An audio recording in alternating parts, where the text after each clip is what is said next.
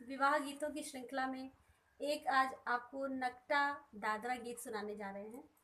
यदि आपको अच्छा लगता है तो प्लीज़ मेरे वीडियो को शेयर करें, लाइक करें, कमेंट करें। और यदि अभी तक आपने मेरे चैनल को सब्सक्राइब नहीं किया तो प्लीज़ जल्दी से कर लें और बेल आइकन दबाना ना भूलें, ताकि मेरे द्वारा कोई भी डाली हुई नई वीडियो का नोटिफिकेशन आप तक जल्दी से पहुंच सके। तो सुनते हैं एक दादरा।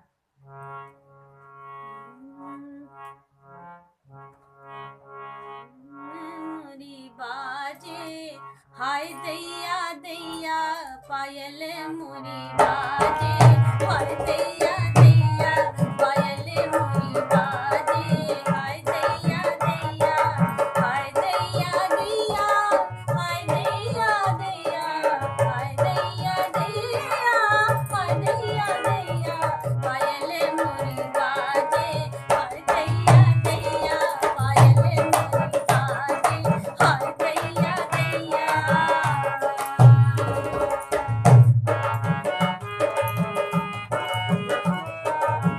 बलमा हमारे बड़े अलबेले, बलमा हमारे बड़े अलबेले, बड़े अलबेले, बड़े अलबेले, बलमा हमारे बड़े अलबेले,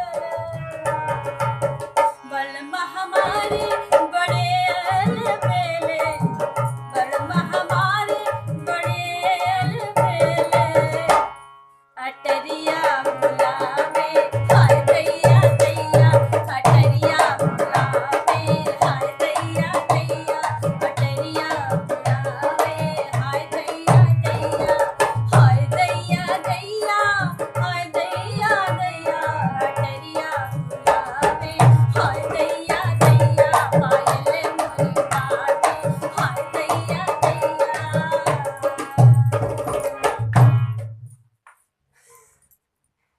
स्पेस खत्म हो खत्म इतना ही था।